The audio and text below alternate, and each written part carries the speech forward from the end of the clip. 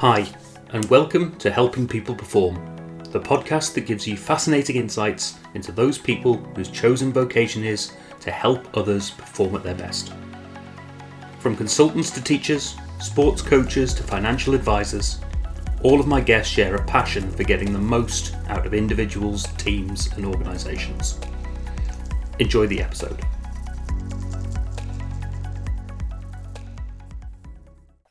Welcome to another episode of the Helping People Perform podcast. I'm really excited for this session today because this is somebody who got me into the world of podcasting and was the first podcast that I got to go on as a guest. So it's fantastic to have him as a guest on our show. So welcome to Jens Heitland. Hello. Thank you for having me. Oh, absolute pleasure, mate. Absolute pleasure. So, Jens, you describe yourself as a serial entrepreneur. You've got 3 companies, I believe, in your midst, and you've got such an amazing experience and story behind you, and some real ambition that I think we're going to focus on later on, all around helping people perform through innovation and entrepreneurship, so and leadership development, all sorts of different topics that I'm sure we'll touch on today. So, really excited to get in amongst how you help people perform. But I'd like to just start off with a little bit of that background story. You know, what's your background story? What have you done to get you to where you are today? Yeah, I mean, it's a long one, but I keep it short. I started working when I was 16 on construction sites, really going the way of, hey, I'm not good enough in school, which I truly wasn't. Right. I wasn't making the cut for going to the gymnasium, as they say in Germany. Right. So I started directly in education as an electrician, worked my way up in the construction industry, and then found a way out into a professional service industry, which was facility management, and worked then in one of the biggest European suppliers at that time, growing into it, and then was headhunted and hired from IKEA, where my real career, let's say, started. So I started in an IKEA store, and over a time of almost 12 years, worked my way up to be global head of innovation for the IKEA Centers business. So working worldwide with different entities in different countries. Was living until now in 6 countries. So you can imagine a lot of things, changes, and a lot of improvement. And then stepped out to build my own businesses, working with other companies, finding out how I can make my mark in this world, and really challenging myself as well to give back, and not just because of the money. So really figuring out how I can be like something for good in this world myself. A lovely story and fantastic stuff there. But I mean, there's going to be a lot of our listeners really interested in that bit about global head of innovation for IKEA. I mean, that's already known as an innovative company. Well, certainly is in the UK anyway. So how did you find yourself getting into that role? I mean, it started when I was working in the Russian organization. So I was head of sustainability for the Russian market. Was working with shopping centers, IKEA stores, and so on for IKEA. And there was one of the managers was saying, "Hey, we're doing an innovation lab. You're the guy. Like, we need a green guy in this." And I was like, "Of course, I'm in it. It sounds fun." And basically, within this innovation lab, there was the global CEO was part of this, a couple of other leaders from the organization. And in the end, it was about, hey, we have now done a year of exploration. We have done a lot of interesting things, but we haven't really done anything, which like a project or something really that moves the needle. And then there was the question, okay, who of you will take it on top of your normal job to run this thing now? A couple of projects, and yeah, if you know me, then you know who was first and saying, okay, I'm doing it. So I ended up being head of innovation and customer experience for the Russian market plus sustainability. Wow. And I was basically doing exploration projects, and all of that was on the radar of the global CEO. So he has seen what we're doing, and then I was basically asked a couple of years later, it's like, hey, how about implementing this globally, building a strategy, building an inclusive way of driving innovation into the business. And that's how I ended up moving from Russia to Sweden. And so you've gone from Russia to Sweden. I know you've got your native Germany. Yeah. When I first met you living in Spain, you're now in Holland. You know, is there any way you haven't been? Not really. I mean, Yeah, there are a couple of white spots on the map still, right, but specifically, of course, living, but even traveling. right. I'm sure you'll fill those in one day. Yeah. Uh, and so you've had that experience with IKEA, and then you've decided to make a move and to go off and do your own thing. I know you're a podcaster. You've got these different companies. You also are a lecturer at universities as well. So Yeah. what sort of other experiences have you got since leaving IKEA? I mean, one part is, of course, when you work with innovation, and I've worked a lot with startups in the bigger corporate sense, you go out and you think you know everything, right? Yeah, And then it's like figuring out that being on your own as a solo entrepreneur in the beginning is not that easy because you are basically the chief accountant, the chief executive officer, and the person that is doing everything. yeah, So that was an interesting way, and I really digged into that to say, okay, I will start completely new. I will rebrand myself from being the corporate guy to not being the corporate guy anymore. right. So I went through a phase where I was just wearing hoodies on social media, and really, I met people at that time who didn't know me, and I'm not telling everyone my backstory, Yeah, who just have seen me as the young guy who is, he's the stupid guy. He's doing podcasts and he's on social media and doing fun stuff. So that was quite an interesting journey. But what I did, of course, running the business, helping still very large companies and really really huge companies in the world on how they can innovate, how they can bring ways forward. I was not wearing a hoodie at that in that at least in that engagement. And then I was reaching out to universities on how I can give back. It was not about, for me, earning money. It was more about, hey, how can I contribute to educate young people in different ways? Because honestly, what I always hated in university and as well in school before, it's like a lot of theory. right. And Yeah, I was always a practical guy. I was like, yeah, tell me more about how it really works, not about what is written in the book. So I was always arguing with the professors and the people who were doing the lectures, German. Um, and then I said, okay, I will try to do that in a different way. So I was ending up in lecturing at the Barcelona University when I was in Spain. I'm still doing it, right. helping them as well with startups. So they have a startup incubator, basically an accelerator internally, where they help students to build their own startups. And when I moved to the Netherlands, I did the same. I reached out to Rotterdam University, Amsterdam University, and trying to figure out if there's anyone interested in my knowledge, again for free. And yeah, Amsterdam University said yes. Hey, let's figure it out. And now I'm lecturing. Next week, I will teach or lecture around startup investing Right. inside of the Amsterdam University. So it will be fun. I can imagine.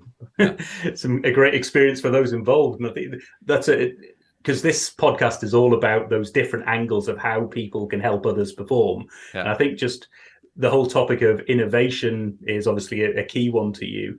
But another one that I've experienced is how well you connect people. You've got your, you connect the dots newsletters, but yeah, also you yeah. setting up lots of networks.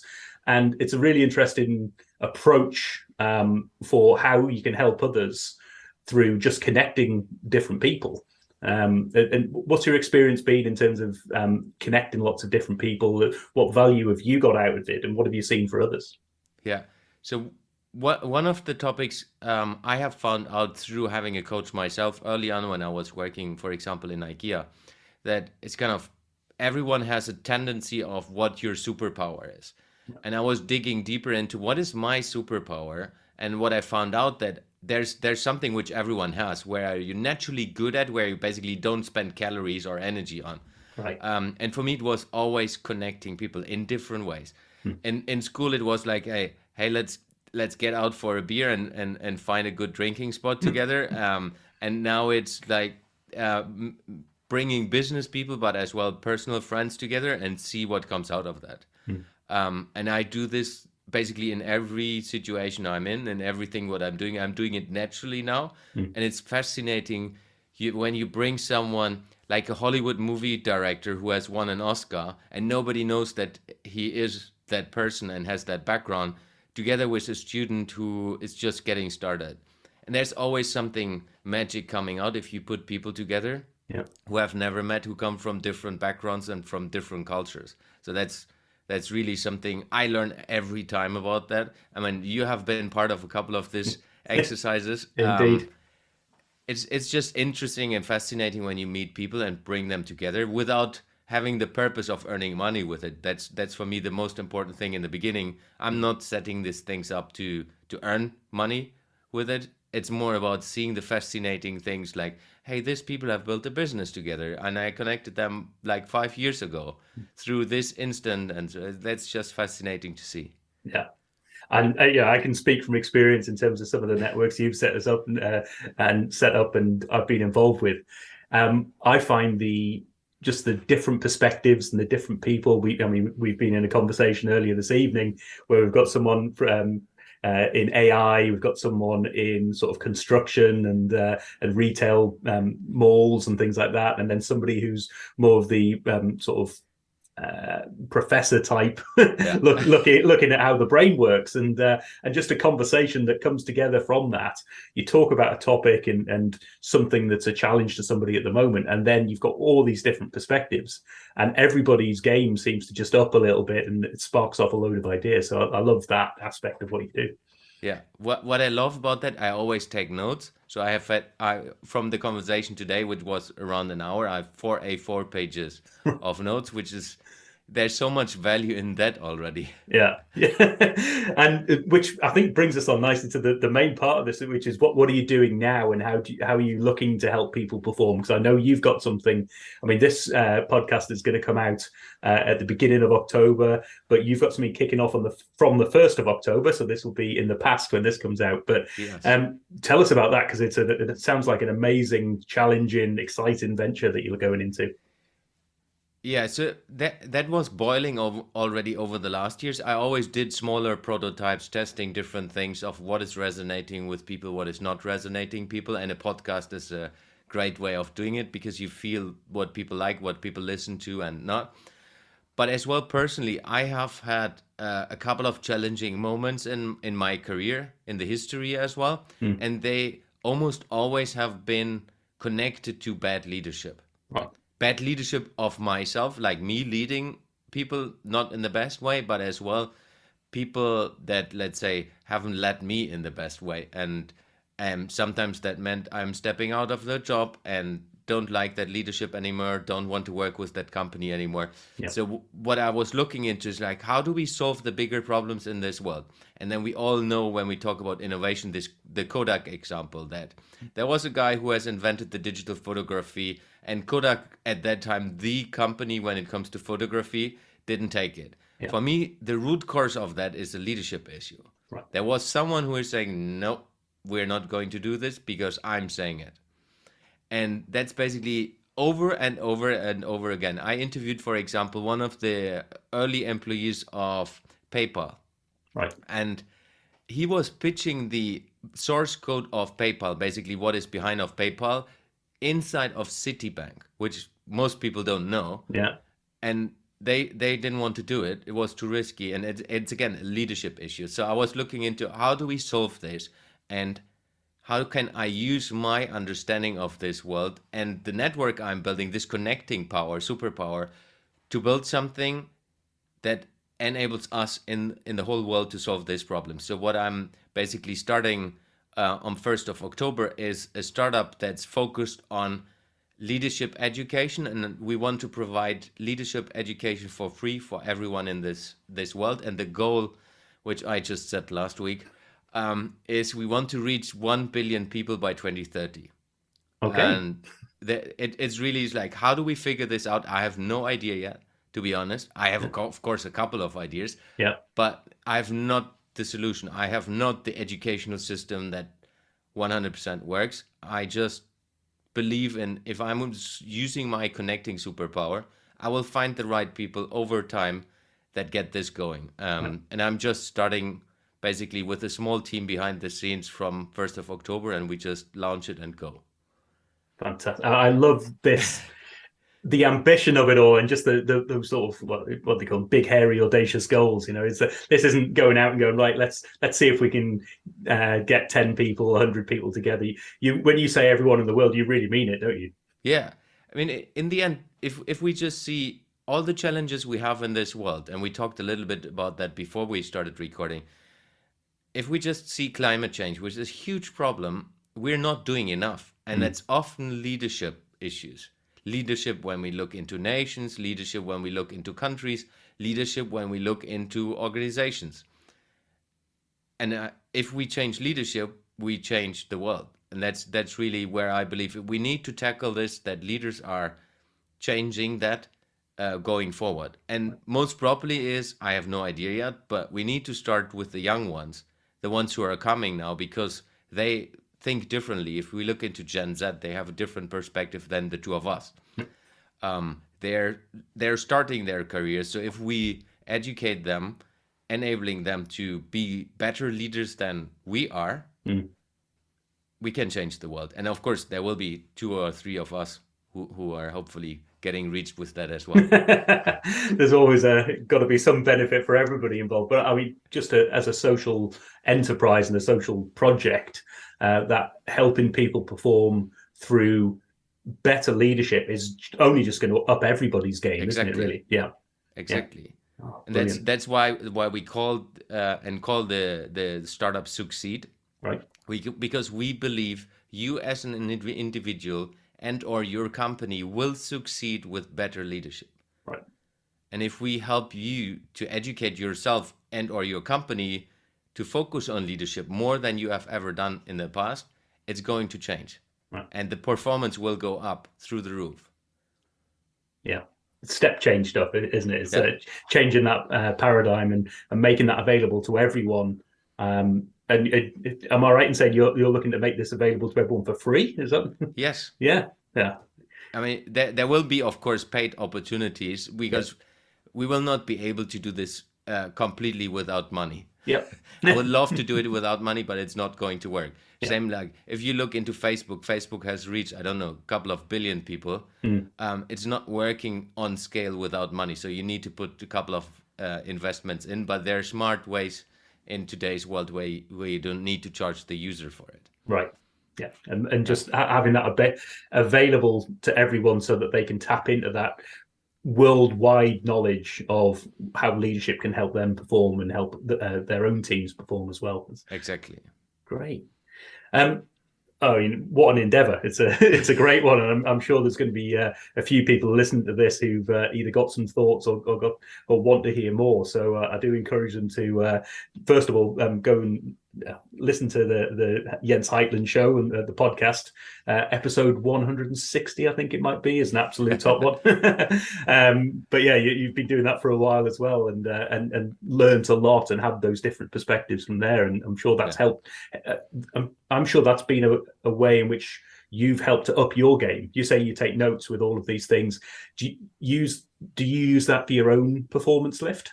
Yeah, definitely. So I'm organized and structured, but not too crazy. But I take notes for a lot of things. I don't look at all of them, but I know that for me it's sticking better into my brain if I take notes. Yeah. So I don't need to revisit things.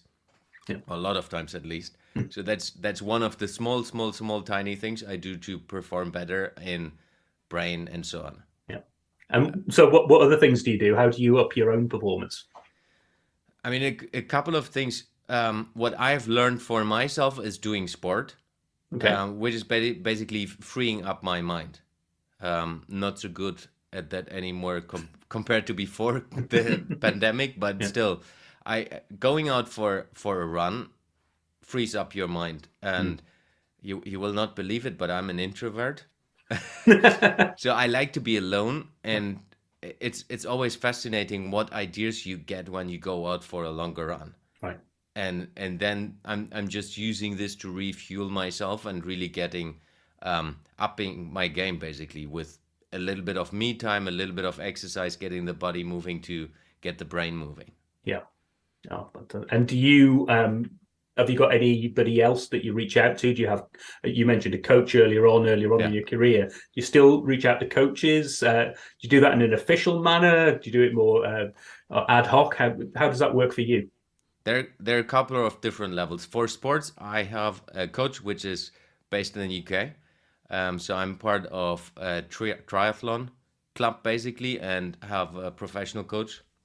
Nice. Since a couple of years, he's helping me to perform when it comes to sport. Huge difference, I can tell you. Right.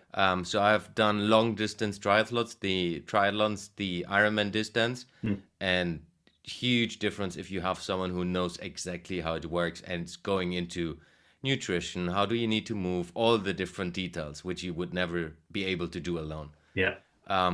Then, of course, I've had several coaches on the way, personal coaches, career coaches, who helped me in different situations. And an important part, what I learned for myself as well, having a mentor. Right. And I've had different mentors in the corporate world, which hasn't been at least for me, it was never set up and hey, this is officially your mentor. It was naturally growing into that. And since I think 3 years when I started my own business, and one of the startups I kind of tested was reverse mentorship. So I have basically a couple of young people I'm connected to. Yeah. It's not officially coaching or mentoring, but it's basically just talking with them, figuring out how they think will give you a completely different perspective. So, Right. and then of course, due to the fact that I'm connecting a lot of people, like the conversation we have been on today, Yeah. this is basically not official coaching, but in a way it is as well, where you hear other people's opinion and then you can agree or disagree and take your feedback or not. So that helps a lot to get perspective, which is what it is about for me as well. Yeah. And you touched on a particular thing there, which is going in as an entrepreneur, going in as a new business starter where you are alone. As you say, you're the CFO, the CEO. You also empty the bins and and clean Yeah. the toilets and whatever else is needed at the time.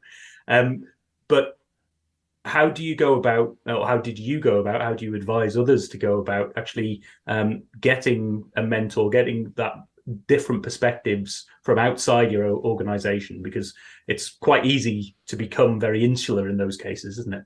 Yeah. The tricky thing, and someone more clever than I said that, I've read it somewhere, is basically that there are a lot of people who are just not asking and not getting it. Right. And specifically when it comes to input, we are living in a time where you basically can reach out to everyone. If you truly want, let's say maybe the president of the United States is a little bit difficult, but if you truly want to reach, let's say Barack Obama, there is a way how you can reach him. Mm. It will take maybe 2 years, but you are able to. So for me, it's really about taking the step and asking. Right. I'm sometimes reaching out. A fun story. I was reaching out to the Spanish king when I was in a startup event in Spain because I was knowing that he was there. Right. You cannot reach out and you will definitely not get an appointment, but you can reach out and if you're lucky, you get an appointment. I didn't, but at least there was a chance. Yeah. You put yourself in that situation where Yeah, I you wanted could to get interview him on my podcast. right. Oh, amazing. I think I just remember a known story. I think it was somebody from your own podcast as well, who was saying, reach out to me if you want, just putting out to the world. If anybody wants any support, reach out. Here's my phone number. Yeah. And so I did. I listened to it. I phoned up and said, yeah, you said, and sure enough, he was more than happy. And this is somebody far more successful, far more experienced than me. And we just had a great conversation. Yeah. And just putting yourself in those situations, the worst thing that could have happened is either not picked up the phone at all or said, no, thanks. No, this isn't it. But if you don't try, you don't get. Exactly. And I think that's something which I can just, specifically if you're an entrepreneur, it's about getting yourself out there, reach out to people. There's nothing better than a no. Because at least there's a no, and then for me it's always a no is the start of the conversation. But it's still, there are so many possibilities to reach out to people who have the right knowledge you might not have, and connecting to them. It's not always about money if you do it smartly. If you just try to sell something, that's not going to work. But it's really, if you're truly honest and say, hey, sorry, but I have no idea, would love to learn from you, you can reach out to anyone. And I know, because I've had it the other way around, believe it or not, people have actually asked my opinion at times. And I find it really valuable to my own performance. Absolutely. To be able to give that back, and to I think the way that your mind works or has to work in order to portray and communicate those experiences and those things, it actually cements things, gets you thinking in different directions. You go, oh, I did that, but maybe I should have gone different routes, So Yeah, you're actually helping your own performance when you're helping other people, aren't you? 100%. I'm, for example, mentoring startup founders or entrepreneurs who are basically stepping out of the corporate, basically me like 4 years ago. Right. And they're paying me for the service. It's fairly cheap, but it's quite interesting. Every time I coach them, and I have a year program for them, Yeah. with them, I'm learning something. Yeah. I was like, oh yeah, I could have done that differently. Yeah. It's fascinating. Yeah, and one of the reasons I wanted to do this podcast on this topic as well was just to enlighten a lot of listeners and as to all the different things and different directions you can go to help others perform, and how that actually helps you perform as well, Yeah. because it exposes you to these different scenarios. There are all sorts of different ways which you can make a living out of it. It's not always the most lucrative, but people do make good livings out of actually helping people through consulting, through mentoring, coaching, those sorts of things, isn't it? Yeah. I mean, you can earn a lot of money with that. Oh, It thanks. takes a while. It Yeah. takes a while, but Yeah. yeah, I agree. I think it's one of the often not used enough. So if you take corporate world, Mm. I was a corporate leader for a long time, and I've had different jobs on different levels in organization. Let's say, I've had enough money to spend money for a coach. I didn't do it, Right. and a lot of people didn't do it. Specifically, I have to say males, Right. because we believe we know everything. We know how the world works. But I think everyone would benefit from having a coach, from having someone to talk to. Is like, hey, have you thought about this? Have you thought about this? Having a conversation on how can I increase my performance on different things. Yeah. It's and it's just reaching out to someone and taking the step, because the investment, it's fairly small. Even if you pay, let's say, $10,000 or whatever, it's not a lot investment if you look into your lifetime. Right. Yeah. Yeah, I actually had a conversation this morning for somebody who's actually taken that leap, and it was around facilitation of an event. Yeah, And they looking in smallish company, said, right, we're going to have a big retrospective of all the work we've done, and we're going to have somebody internally run this for us. And just that thought process, actually, maybe we could get somebody in from outside here yeah, and facilitate that process for us. And as you say, it's a small investment, but actually the value that business can have, and just having those internal people in this conversation as opposed to facilitating it, and a different perspective, and more of someone who's used to taking people through those processes, can just raise the bar, can it? yeah, 100%. Specifically, if you take the smaller ones, I'm not a big fan of the big consulting companies, though that I've worked in one of them. Um, it's more about the small ones, like the small consultancy coaching companies that have like either it's a single person show or it's like a 10 people show, even 20 people still. Mm. They have a different perspective, and they help you and help organizations to do things in a different way and give their input, give their reflection into that as well, because they have done it a couple of times in different ways, and that's always valuable. Yeah. A lot of organizations are trying to save the small money and then only take consultants when it comes to the big F ups, where they say, like, now we need to take one of the big fives in and change the whole organization. Right. Yeah. Rather than taking the small ones in, it's like, hey, let's take pieces of the business and fix that, where Yeah. the small ones would be way better suited to do it. Yeah. Oh, wonderful. Could talk about this for hours, but just moving on to the sort of the more quick fire questions. A couple of key things I want to ask you is one, in terms of who you'd like to support. If you were to help one person, one group, one community, whatever that is, to perform with the skill set that you've got and the ambition that you have, who would that be? Or is it as much as with the Succeed project, you want that to be everyone? Now, of course, it's always everyone, but everyone is not willing to pay for everything. No, but I think it's really about taking organizations like UNICEF, Right. which are working on the biggest problems we have on Earth, and looking into how can I support them in with what I can deliver in a better way. Right.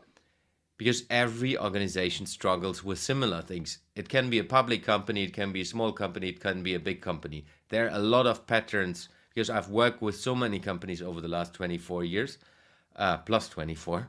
There are a lot of patterns which are the same. And specifically, when you talk about my human innovation angle, which I always bring in, there's a lot about leadership, a lot about empowerment structure, which you need to build up in organization to truly innovate Yeah. and not focusing like some do only on the processes. And that's like UNICEF would be an interesting one. Um, really the big ones. Even something which might be counterintuitive like Facebook. Okay. Yeah. Whereas how can we help Facebook in a different way? Most probably I will learn a lot as well. That's helpful, but it's really even worse if you take the dinosaurs like companies. I'm grown up in the real estate industry. There, this is one of the slowest and successful industries in the world. They're still building stone on stone, and renting out space, which was the business model. I don't know, a couple of 100 years ago. Yeah. So how to reinvent this industry? That would be a fascinating problem I would love to solve if there's an organization out there. Great. And flipping that on its head a little bit. So, who would you like to learn from? Who do you think, if you was to be able to sit down, have a coffee or a beer with somebody, and learn from them in order to help your own performance? Who would your ideal person or group of people be in that space? Beer will not work with that person. I have two. One is the Dalai Lama, Right. because he is a leader, a true leader. He's basically not paying anyone to follow him. Right. So I would be fascinating picking his brain and seeing how he thinks about leadership, if he sees himself as a leader or not, and all these kind of questions. Yeah. So that's definitely, and then of course, like people like Elon Musk, who are on the other spectrum of leadership, really interesting leaders, changing a lot of things in this world. Huge innovator. I really like what he's doing in this world. Not everything what he's doing on social media, but that's not my piece of cake to discuss or even to decide or judge. But it's really what he's doing for the whole world is super fascinating. Yeah. Oh, love you. The whole connection of the innovation space. I mean, it's all the conversations that I've had with you and the groups that you've put me in contact with have all been about how can you think about these things differently. Yeah. And it's everything from the small day-to-day sort of aspect all the way through to, as you say, these massive worldwide issues that if we can just think about performing in a different way, Yeah. and leading in a different way, all those great things, I'm sure that the whole performance could be lifted. Yeah. Oh, wonderful. And so how can people reach out to you? Where can people find you, and where can they find out more? Of course, you will find me everywhere on all social medias, basically with my name. It's just Jens Heitland everywhere. Yeah. Google me, you will find me. There's almost no one else visible anymore. Then my main website is jensheitland.com. Right. If you're interested to figure out about the new startup, it's wearesucceed.com. Okay. Just as you write it, wearesucceed.com, where we share what's going on, how we will figure out to solve the challenge of generating or creating leadership education for everyone in the whole world. And of course, we'll put all these links in the show notes so everybody has a chance to reach out. And I know you're active on LinkedIn, you're active on all the other socials as well, aren't you? So as you say, easy to find as long as you've got that Jens Heitland name, you know where to get you. Exactly. Oh, wonderful. I mean, as always, Jens, a fantastic conversation. And I think the ambition of the Succeed startup to help literally everyone perform by focusing on that leadership and leadership development and lifting the bar for everybody on that game. It's a wonderful topic, and I'm sure we'll have further conversations along the line as to if I can help at all, if I can put you in contact with anybody else. So if anybody is interested, you'll see the links. Get in touch. I'm sure Jens would be more than happy to have those discussions with you. So Jens, an absolute pleasure. Thank you for your time today, and I hope to speak to you soon. Definitely. Thank you very much, Paul. Thanks for listening to today's episode. If you liked what you heard, then please give the podcast a rate, review, and share. I'm Paul Teasdale, and from sausage making to banking, oil and gas to Formula One, I help people perform. If you'd like to find out more and have a conversation, contact me via helpingpeopleperform.com.